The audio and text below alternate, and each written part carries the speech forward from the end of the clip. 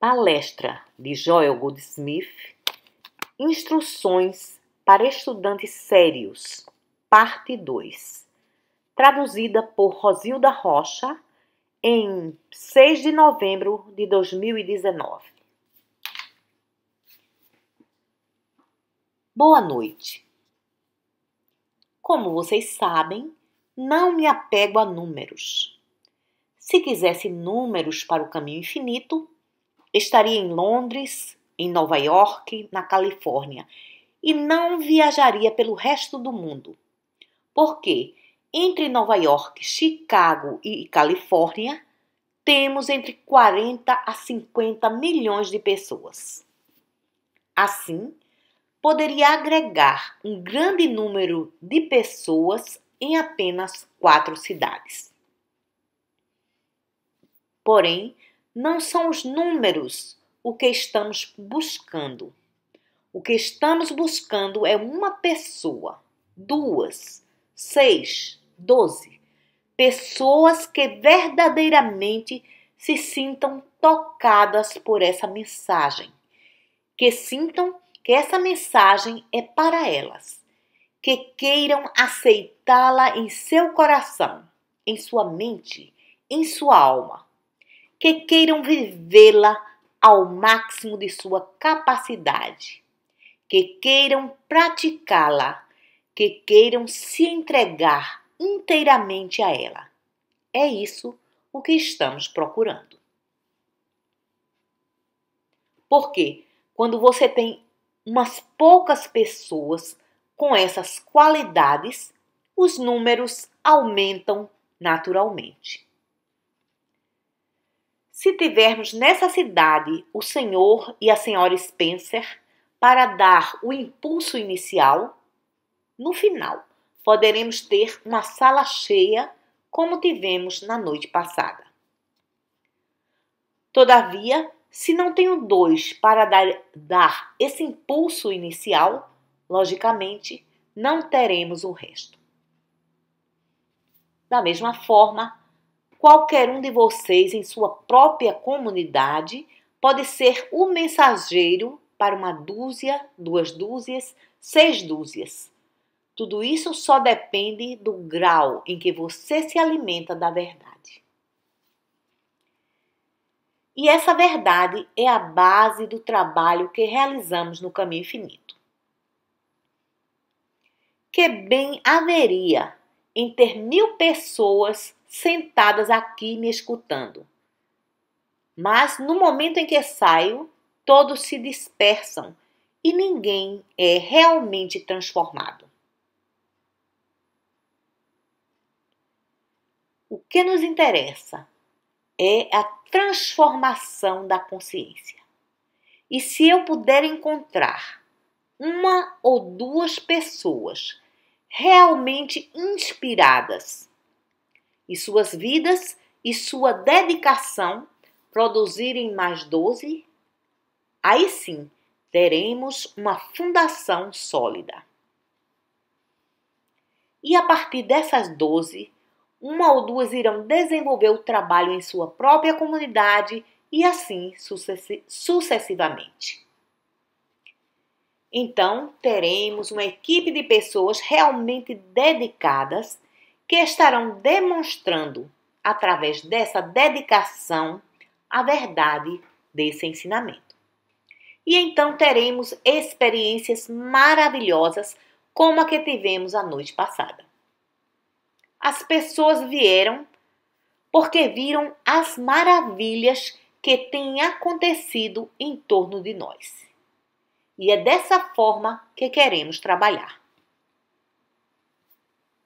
Nosso trabalho é construído sobre esse princípio, trabalhando 1 a 1.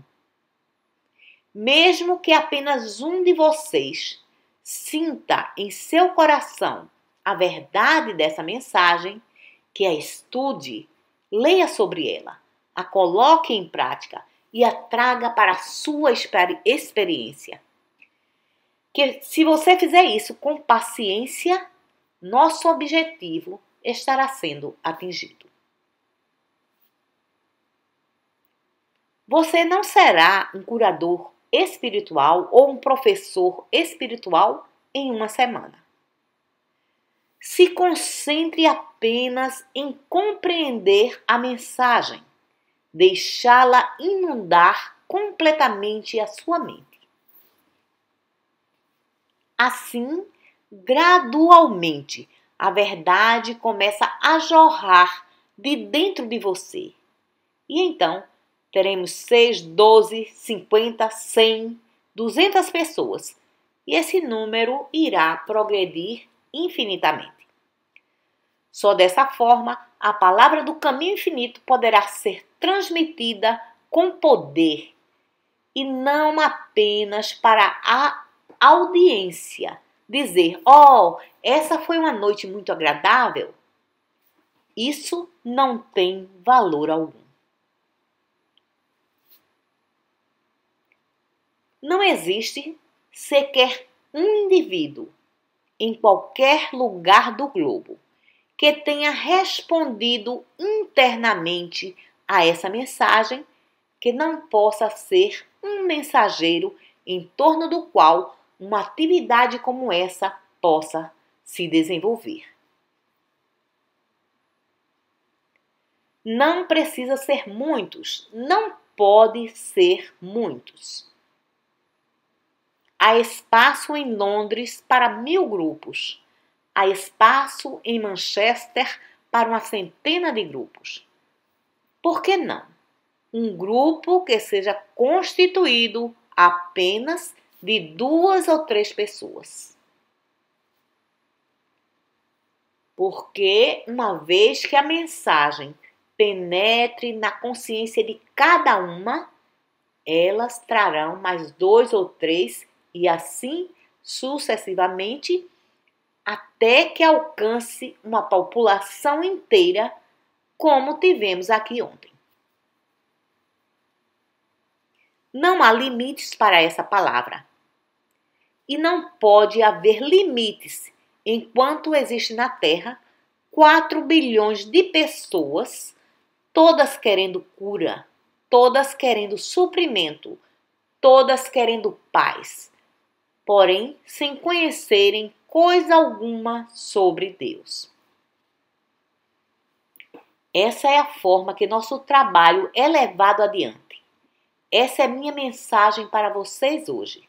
Cada pessoa, cada indivíduo pode ser um mensageiro através do qual a atividade do caminho infinito se expande. Todavia, a primeira coisa é corporificar você mesmo a mensagem, encher-se dela e assim, naturalmente, ela fluirá externamente. Todo esse trabalho é baseado numa questão simples.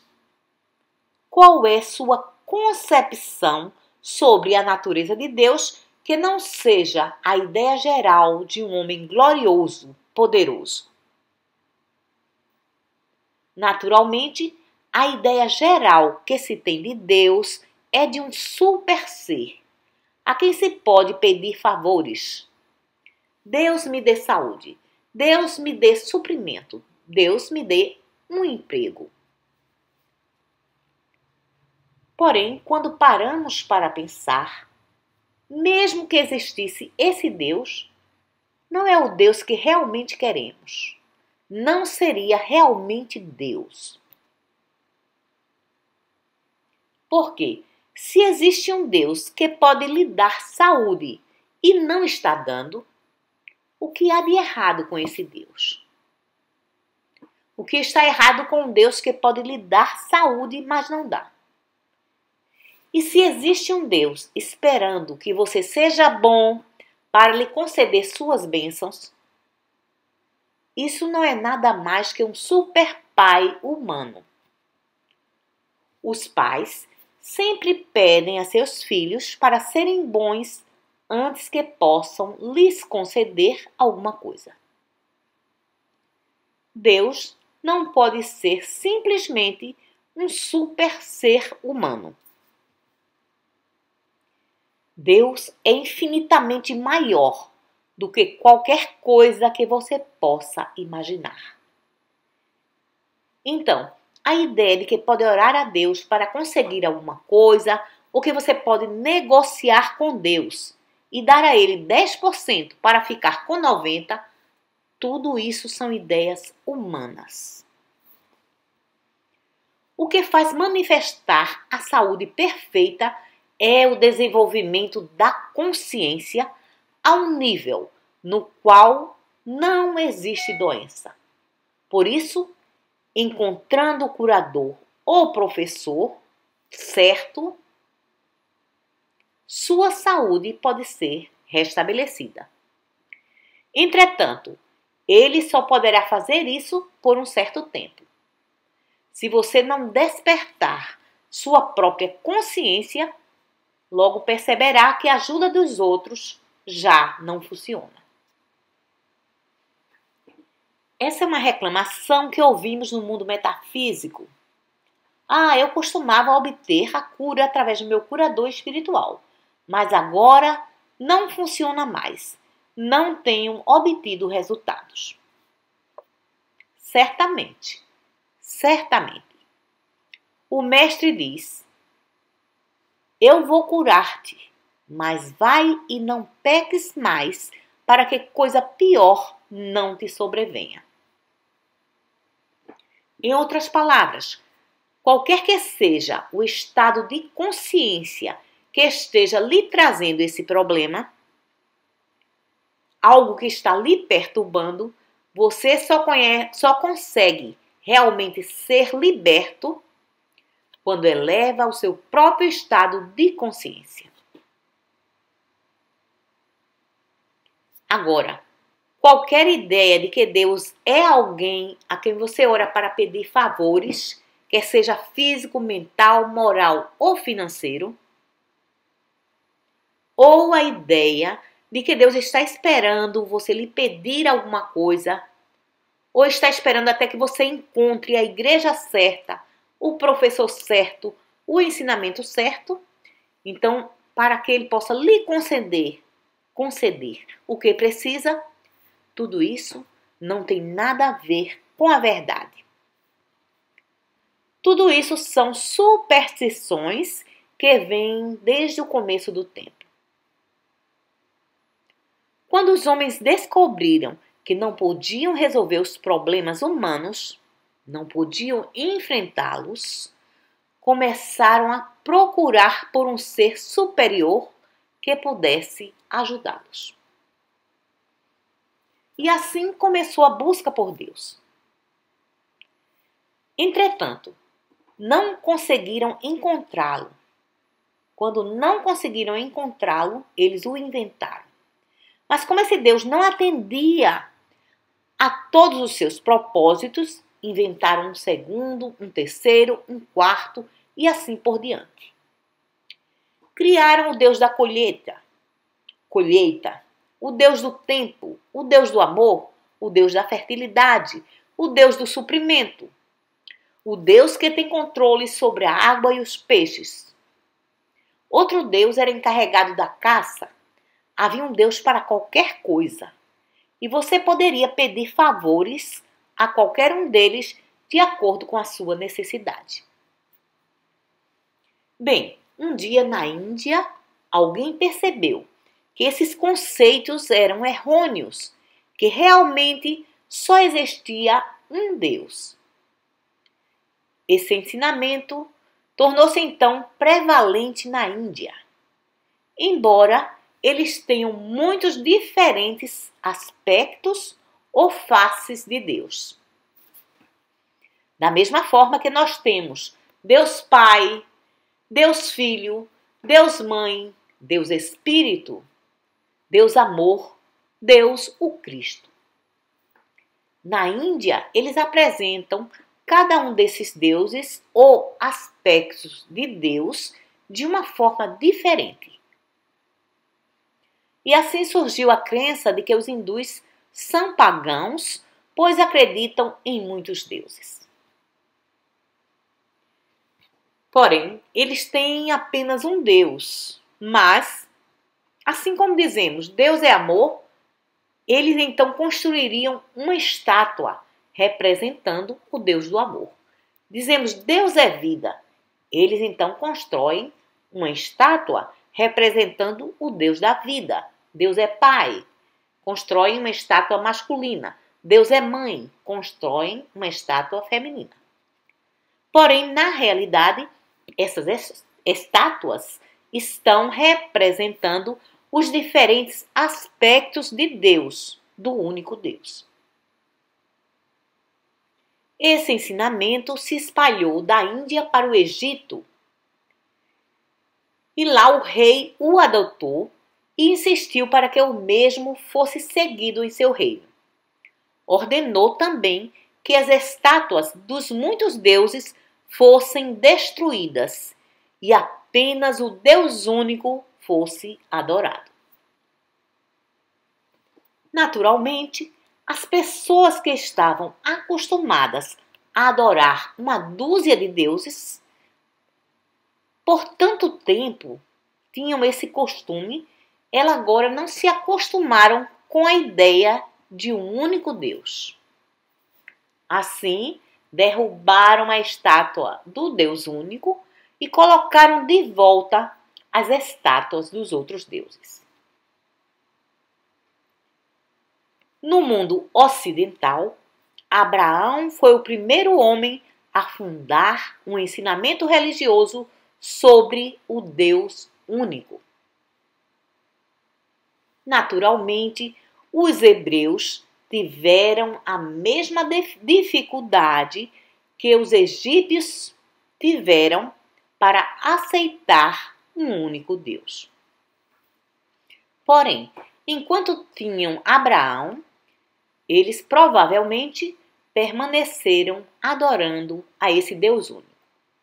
Porém, após Abraão, retornaram a adorar seus muitos deuses. Então aparecia um profeta hebreu e os trazia de volta ao Deus único. Daqui a pouco, eles retornavam a adorar vários deuses. Isso permaneceu até os dias de Moisés. E Moisés teve a revelação, não apenas do Deus único, mas também da natureza de Deus.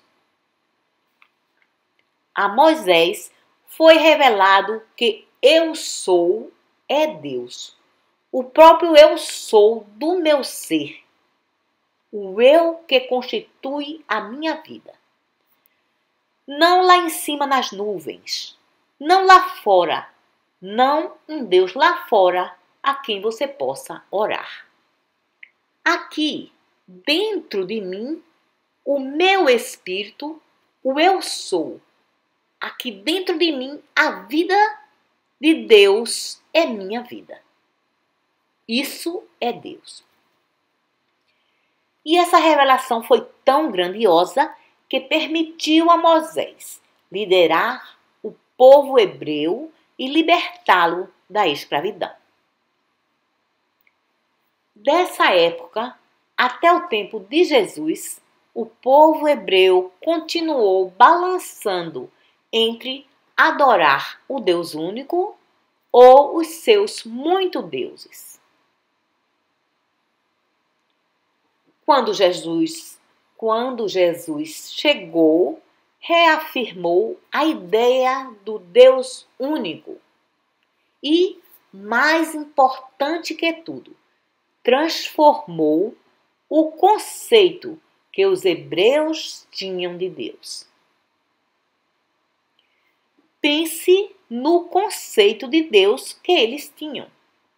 Traziam ofertas em dinheiro para agradar a Deus. Faziam sacrifícios de animais para agradar a Deus. Matavam cachorros para agradar a Deus. Sim, eles tinham um só Deus, mas era um Deus horroroso. Você consegue ver isso? Eles buscavam não a Deus, mas os seus favores. E como conseguiam esses favores? observando os feriados e dias santos, sacrificando animais, ofertando dinheiro, sendo fiel à igreja. Faziam qualquer coisa para que Deus fizesse o que eles queriam. Presta atenção. Faziam qualquer coisa para que Deus fizesse o que eles queriam. E quando Jesus chegou, chocou o mundo religioso de então. Ele disse: Deus não tem nenhum prazer em seus sacrifícios. Ele colocou para fora do templo os cambistas. Deus não tem prazer algum em sacrifício nem na troca de dinheiro. Ele o chocou mais ainda quando disse: não mais adorarás no templo sagrado em Jerusalém. Adorarás a Deus em espírito e em verdade. Isso muda completamente o conceito de Deus. Porque agora você não tem mais um Deus a quem deva adorar num templo. Você não tem mais um Deus a quem pode subornar com seus sacrifícios, dando propina ou observando os dias santos. Não mais poderá agradar a Deus com essas coisas. E agora? Eles ficaram apavorados. O que iriam fazer? Você sabe a resposta. Jesus estava tirando o Deus deles. Sim, foi isso que ele fez. Tirou deles todos aqueles falsos conceitos sobre Deus e então lhes deu um outro Deus. Um Deus que sabe suas necessidades antes mesmo que você as conheça. Portanto, não precisa lhe dizer. Um Deus que tem prazer em lhe dar o reino. E você não precisa pedir. Você não precisa subornar e nem precisa sacrificar ao único Deus verdadeiro. Tudo o que ofertamos é a nossa gratidão. Mesmo quando ofertamos dinheiro, ofertamos como sinal de nossa gratidão. Nem sequer precisa se tornar um ascético por ele. Precisa simplesmente ser uma pessoa normal e amar esse Deus que lhe deu a vida.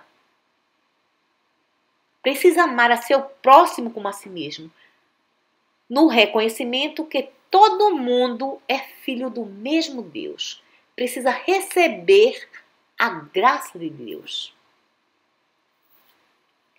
Como pode dizer a seus filhos para não amar uns aos outros como irmãos e irmãs? Você colocaria seus filhos uns contra os outros? Certamente não. Então, não pode agradar a Deus se separa um irmão do outro, uma nação da outra. A única forma de agradar a Deus, segundo o ensinamento de Jesus, é quando você ama a Deus. Quando ama a Deus, não faz diferença se é um dia chuvoso, porque Deus o fez. Não faz diferença se é um dia ensolarado, porque Deus o fez.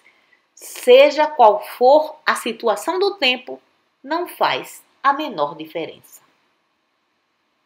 Aprenda a amá-lo e dessa forma verá que não terá nenhum efeito negativo sobre você.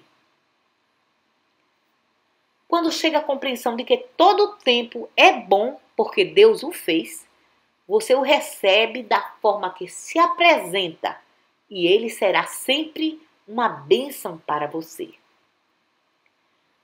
Quando aprende a aceitar homens e mulheres como seus irmãos e irmãs, porque são filhos do mesmo Deus, você se abre para receber as infinitas bênçãos de Deus. Porém, quando rejeita qualquer um, você está atraindo problemas para si mesmo. Reconheça isso. Como pode Deus ter filhos ilegítimos? Todo homem, toda mulher devem ser filhos de Deus. Em Deus não existem filhos bastardos ou nações bastardas. Ou esse é bom, aquele é ruim. Você está amando a Deus sobre todas as coisas quando vê a graça de Deus cair sobre justos e injustos. O sol brilha sobre os bons e os maus. Você entende isso? Deus ama a todos. Dessa forma, você tem o correto entendimento de Deus, do Deus que foi revelado por Jesus Cristo. Agora, pode entender a afirmação de Paulo. Em Jesus Cristo, nem a circuncisão, nem a incircuncisão tem valor algum. Você sabe a que isso equivale? Equivale a ir à igreja e dizer: ser batizado ou não ser batizado não faz diferença. Querendo dizer que externamente não faz diferença a menos que tenha sido batizado pelo Espírito. Consegue entender isso? Você precisa entender que para Deus atender suas preces não faz a menor diferença se você é batizado ou não, porque importante é ser batizado pelo Espírito, não apenas na cerimônia. Você precisa entender que independentemente da cerimônia, do certo ou do errado, de credos, de símbolos, diante de Deus, somos todos um. Agora, isso não significa que precisamos acabar com esses símbolos, porque por trás deles existe um profundo significado. Porém, precisamos saber que não tem valor quando são apenas símbolos. O batismo, a comunhão, a confissão, todas as cerimônias religiosas têm o mais magnificente e profundo significado por trás delas. A experiência é de extrema beleza. A cena é sublime, porém não é necessária para a sua salvação, se não houver a transformação da consciência. Você consegue entender isso? Não há nada errado sobre ser batizado, participar da comunhão. Tudo isso tem um significado tremendo. Mas o ato em si não faz de você um cristão bom ou mau. Nem a circuncisão, nem a incircuncisão tem valor algum, se não tiver de acordo com aquilo que representa. Se o significado por trás da cerimônia não transformar a sua consciência. Nós não realizamos nenhuma cerimônia, mas se você gosta de participar de algum serviço religioso, participe. As cerimônias são importantes desde que realmente as entenda e viva de acordo com aquilo que as mesmas representam. Entretanto, As cerimônias não têm o poder de lhe trazer salvação, porque você não precisa de nada fora de você. Você já tem o amor de Deus dentro de você. Deus o ama supremamente. Deus o manterá e o sustentará. Basta que relaxe e não tente conseguir as coisas através do poder ou da força. Basta deixar tudo fluir através do Espírito. Havendo aceito o amor de Deus, todas as coisas lhe são acrescentadas e se manifestam no mundo físico. Eu realmente amo a história do batismo e da comunhão e todos os rituais da igreja. Não pela cerimônia em si, mas pelo que está por trás dela. É algo maravilhoso. Da mesma forma, gosto de explicar o sentido da ordenação. Se um homem vai para um seminário, depois de um certo número de anos, ele é ordenado padre. O que isso significa? Isso significa que ele recebe um diploma e autoridade para ser um padre ou um ministro.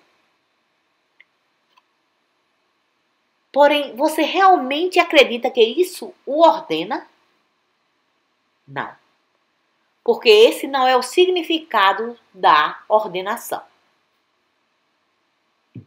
O significado da ordenação foi dado através de Jesus e Oséias. O Espírito do Senhor Deus está sobre mim, pois Ele me ungiu. Foi o Espírito do Senhor que me ordenou. Veja como é bonita essa ordenação. Veja como é sem sentido a ordenação feita numa plataforma através de um diploma. Consegue ver a diferença? Nós adotamos o mesmo procedimento na metafísica. Não dou nenhum diploma. Não dou nenhum título. Não temos nenhuma cerimônia de formatura. Por quê? Porque elas são insignificantes. Se sua consciência não tiver sido transformada, então não vou enganar você lhe dando um título ou um diploma. Todavia, se sua consciência tiver sido transformada, você não precisa nem de título, nem de diploma algum. Compreende isso? Uma vez que tenha sido ordenado por Deus, para que necessita que eu lhe dê um diploma? Quem poderia lhe impedir de curar? Nem mesmo a lei poderia lhe impedir de curar, uma vez que você fosse ordenado por Deus. Consegue acompanhar o meu raciocínio? Mas a lei não pode ordenar você. Mesmo que ela lhe desse 1000 diplomas, poderia realmente curar com eles? Não. Esse é o sentido da simbologia. Essa é a razão pela qual comunhão significa a capacidade de comungar com Deus. Quando nós meditamos juntos, nós estamos em comunhão, ainda que não lhe atribuamos esse nome, mas é comunhão. Porque nós estamos realmente em comunhão com Deus e uns com os outros. Muito obrigado.